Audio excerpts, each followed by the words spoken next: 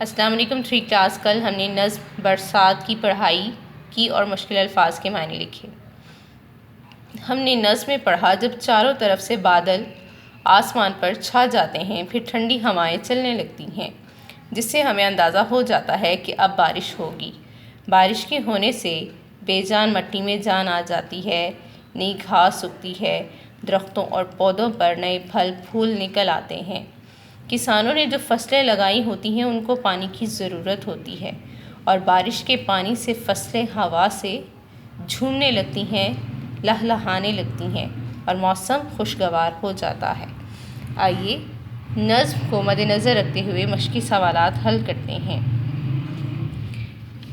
سوال نمبر 1، سوالات کے جوابات لکھیں۔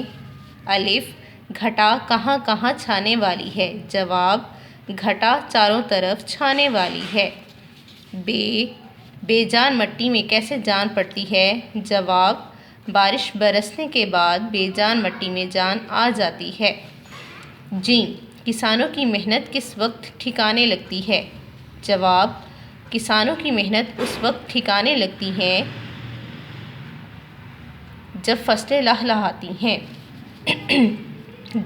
جڑی بوٹیاں، پیڑ اور پھول پھل کب نکلتے ہیں؟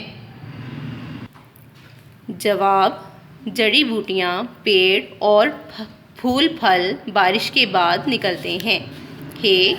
پھول کتنے رنگوں کے ہوتے ہیں؟ جواب، پھول مختلف رنگوں کے ہوتے ہیں۔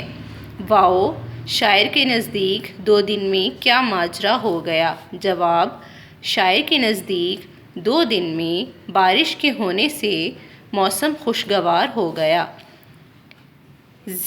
جہاں چٹیل میدان پڑا تھا وہاں برسات کے بعد کیا ہوا؟ جواب، جہاں چٹیل میدان پڑا تھا وہاں برسات کے بعد سبزہ ہی سبزہ ہو گیا۔